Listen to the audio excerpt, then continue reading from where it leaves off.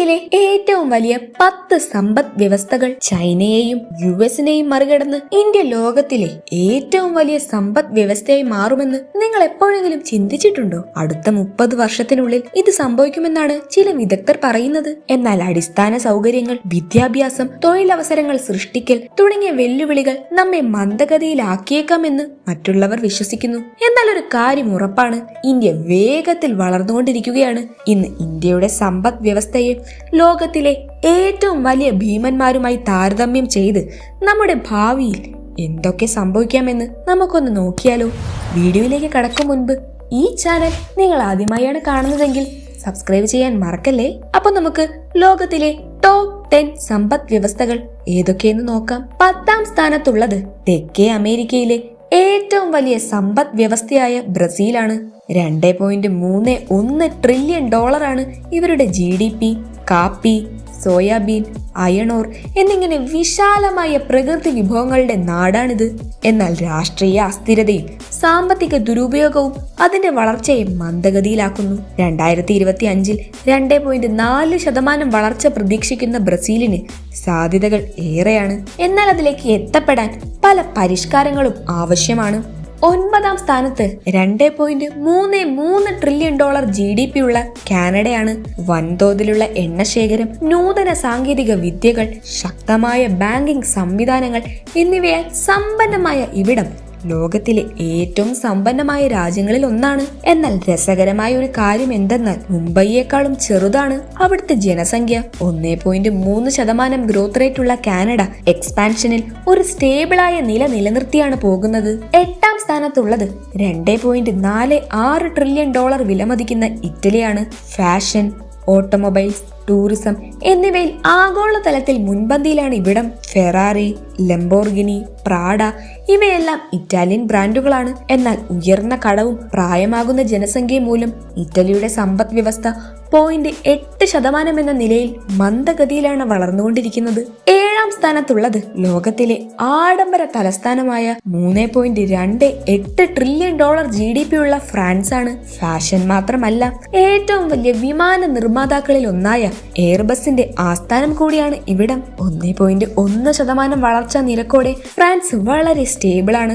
എന്നാൽ ഇറ്റലിയെ പോലെ ഉയർന്ന നികുതി, സർക്കാർ ചിലവ് തുടങ്ങിയ പ്രശ്നങ്ങൾ അവരും നേരിടുന്നുണ്ട്. 6ാം സ്ഥാനത്തുള്ളത് ബ്രെക്സിറ്റിന് ശേഷവും 3.73 ട്രില്യൺ ഡോളറിന്റെ GDP-യുമായി ശക്തമായി തുടരുന്ന UK ആണ്.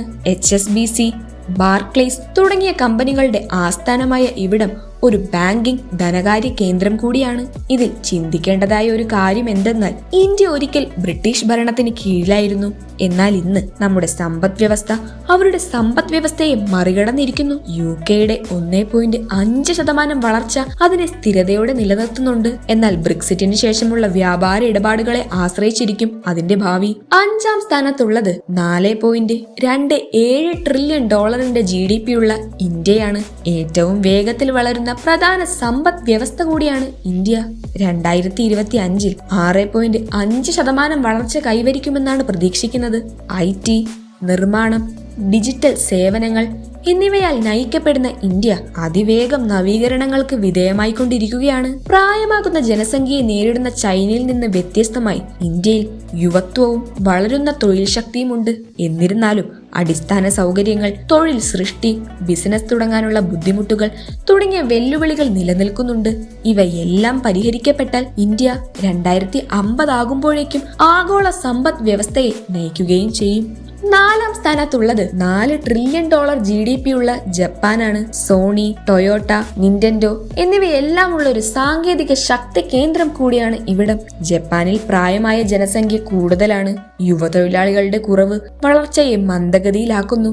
വെറും 1.1% മാത്രമാണ് ഇവിടുത്തെ growth rate. 3ാം സ്ഥാനത്തുള്ളത് 4.92 trillion dollar GDP ഉള്ള യൂറോപ്പിലെ സാമ്പത്തിക നേതാവായ ജർമ്മനിയാണ്. BMW, മെർസിഡസ്, സീമെൻസ് എന്നിവയെല്ലാം ജർമ്മൻ ബ്രാൻഡുകളാണ്. എന്നാൽ ഊർജ ചെലവ്, ആഗോള മത്സരം, മാറുന്ന വ്യവസായങ്ങൾ എന്നിവയൊക്കെ കൊണ്ട് 0.8% മാത്രമാണ് ഇവിടുത്തെ വളർച്ചാ നിരക്ക്. 2ാം സ്ഥാനത്തുള്ളത് 19.53 ട്രില്യൺ ഡോളർ വിലമതിക്കുന്ന ആഗോള ഫാക്ടറിയായ ചൈനയാണ്. കയറ്റുമതി, സാങ്കേതിക വിദ്യകൾ, AI എന്നിവയിൽ ഇത് ആധിപത്യം പുലർത്തുന്നുണ്ട്. എന്നാൽ ജനസംഖ്യ കുറയുന്നതും യുഎസുമായുള്ള വ്യാപാര യുദ്ധങ്ങളുമൊക്കെ അതിന്റെ വളർച്ചയെ ബാധിക്കുന്നുണ്ട്. എന്നിരുന്നാലും 4.5% വളർച്ചയോടെ ചൈന ശക്തമായി നിലനിൽക്കുന്നുണ്ട്. ഇന്ത്യ എപ്പോഴെങ്കിലും ചൈനയെ തോൽപ്പിക്കുമോ? അടിസ്ഥാന സൗകര്യങ്ങളിലും ബിസിനസ്സിലും ശ്രദ്ധ കേന്ദ്രീകരിച്ചാൽ 2050 ആകുമ്പോഴേക്കും നമുക്കത് മറികടക്കാൻ കഴിയുമെന്നത് വളരെ തീർച്ചയായ കാര്യം തന്നെയാണ്. ഒന്നാം സ്ഥാനത്തുള്ളത് $30.34 ട്രില്യൺ GDP-യുമായി US ആണ്. സാങ്കേതിക വിദ്യ, ധനകാര്യം, സൈനിക ശക്തി എന്നിവയിൽ അത് വളരെ മുന്നിലാണ്. ആപ്പിൾ, ഗൂഗിൾ, ടെസ്ല എന്നിങ്ങനെയുള്ള അമേരിക്കൻ ഭീമന്മാരാണ് ഇന്ന് ലോകത്തെ തന്നെ നിയന്ത്രിക്കുന്നത്. എന്നാൽ 2.2% മാത്രം വളർച്ചാ നിരക്കുള്ള ഇവിടെ ഇൻഫ്ലേഷനോ ആഗോള മത്സരങ്ങളോ മൂലം ഭാവിയിൽ എല്ലാം തന്നെ മാറി മറിഞ്ഞേക്കാം. അപ്പോൾ ഇതൊക്കെയാണ് ലോകത്തിലെ ഏറ്റവും വലിയ ടോപ്പ് 10 സമ്പദ് വ്യവസ്ഥകൾ. ലോകത്തിലെ ഏറ്റവും വേഗത്തിൽ വളരുന്ന സമ്പദ് വ്യവസ്ഥ, യുവജനസംഖ്യ, ഗ്ലോബൽ അംബീഷൻസ് എന്നിവയെല്ലാം തന്നെ നമ്മുടെ ഇന്ത്യക്കുണ്ട്. നമ്മുടെ വെല്ലുവിളികൾ പരിഹരിക്കപ്പെട്ടാൽ തീർച്ചയായും അടുത്ത സാമ്പത്തിക സൂപ്പർ പവർ ആകാൻ ഇന്ത്യക്ക് സാധിക്കുമെന്നത് തീർച്ച. നിങ്ങൾക്ക് എന്ത് തോന്നുന്നു? ഇന്ത്യ ഒരു ആഗോള ഭീമനാകുമോ? അഭിപ്രായങ്ങൾ കമന്റായി അറിയിക്കൂ. വീഡിയോ ഇഷ്ടമായെങ്കിൽ ലൈക്കും ഷെയറും ചെയ്യൂ. ഇതുപോലുള്ള ഇൻട്രസ്റ്റിംഗ് വീഡിയോകൾക്കായി ചാനൽ ഇപ്പോൾ തന്നെ സബ്സ്ക്രൈബ് ചെയ്യൂ. അടുത്തൊരു വീഡിയോയുമായി വീണ്ടും കാണാം. Good bye.